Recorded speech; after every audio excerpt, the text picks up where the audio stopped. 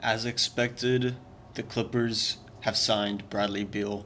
I made a video on it maybe about a week ago after the news of John Collins getting traded to the Clippers.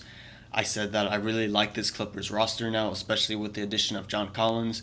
Yeah, they lost Norman Powell, but they really needed someone like John Collins, a stretch four, big physical forward, more than they needed a secondary guard scorer in Norman Powell. And it really showed in the playoffs, especially against that Nuggets series. Norman Powell really didn't have an effect in that series like he did in the regular season. But news just came out, so Bradley Beal, as expected, did agreed to a buyout with the Phoenix Suns.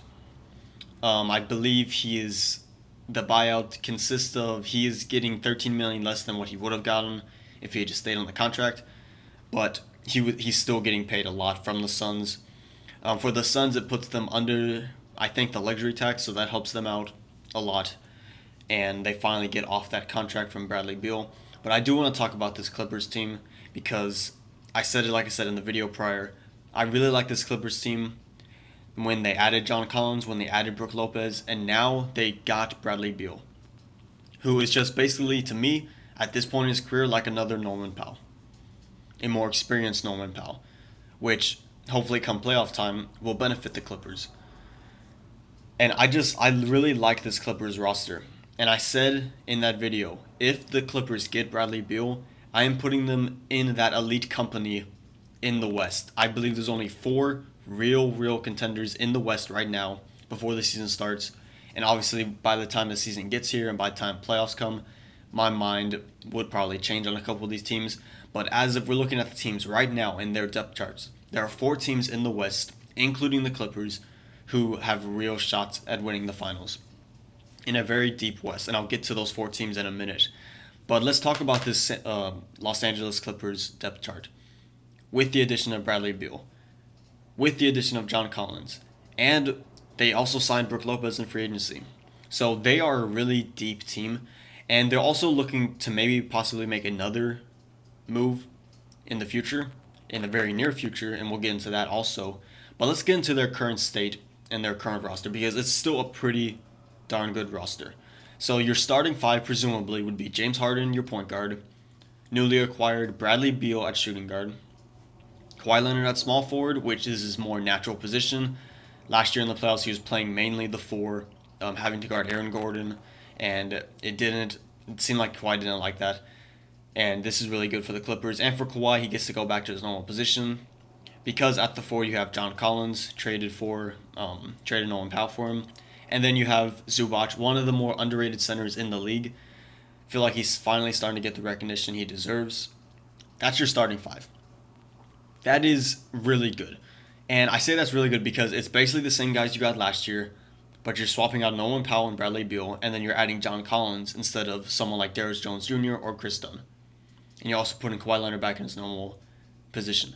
So to me, this is a huge win for the Clippers. They almost beat the Nuggets last year, and the Nuggets almost beat the Thunder, who won the championship. So to me, the Clippers are right back there, and they're an improved roster just like a bunch of these other teams in the West from last year. And then if you go to the bench, you have Brook Lopez as your backup center, something the Clippers also desperately needed in that playoff series against the Nuggets. They finally got one. So they didn't have really a true center to guard Jokic when Zubac wasn't out there. They tried putting Batum on him. They tried putting Ben Simmons on him in the first couple of games. None of that really worked. So you get Brook Lopez. You have Nicholas Batum at your power forward. Or I would say Nicholas Batum and Derrick Jones Jr. are your backup forwards. So small forward, power forward, they can really play either one depending on how you like the matchup for the other team. You have Bogdan Bogdanovic at shooting guard, who they traded for at the deadline last year. Had a bit of a slump in shooting last year. Wasn't as good of a shooter, but he is a good shooter, and you'd expect him to get back to form next year. And Chris Dunn, who is a very good defensive guard. Can guard really only the guard spots, can maybe guard a small forward, but he's really good on the defensive end, and that's his job with the Clippers, is just to guard. And they had him paired up with James Harden in that backcourt in most of the series against the Nuggets, I believe he started most of those games. Yeah, Chris Dunn is good, but he is not a starter. This roster is much better, and it's better him coming off the bench to guard the team's best players when James Harden and Bradley Beal are taking a break. Now, I also want to talk about three more things. The contract that the Clippers signed Bradley Beal to is a steal. 2 years, $11 million with the player option in the last year. So, great value for the Clippers. Obviously, on Bradley Beal's end, he's got a bunch of money from the last contract that he had. So, he's fine taking a pay cut to join a really good Clippers team. Just all around great job by the Clippers front office with the little flexibility that they did have to lose Norman Powell and basically get in return Bradley Beal, John Collins, and Brook Lopez. I mean, that is a huge win for this Clippers team and for the Clippers front office.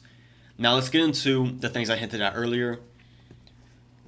The Clippers are one of the 4 best teams in the West, and I also want to talk about the Clippers potentially adding one more player to this already very deep Clippers team. Let's talk about the former. So I think there are 4 teams in the West who are really, really good. Like really, really good. And no, it's not the Lakers. They're not in this. Even though I think they'll be pretty good next year, I still think they lack big men depth and defense, especially with the team of 40-year-old LeBron, Luka Doncic, and Austin Reeves. So they're not there. The Timberwolves also are not there, who just made the conference finals again in back-to-back years.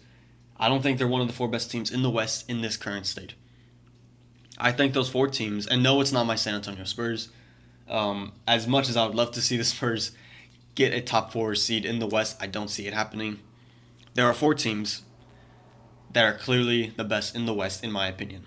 I already mentioned the Clippers are one of them now because of the additions. Bradley Beal, Brook Lopez, John Collins. You could argue that they were a top 4 team in the West last year, but they didn't obviously make it past the first round, and they didn't have these guys, Bradley Beal, John Collins, Brook Lopez.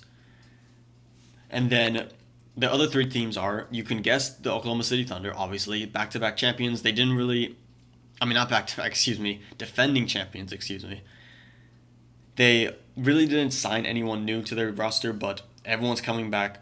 Jalen Williams, Chet Holmgren just signed extensions, along with MVP and Finals MVP, SGA.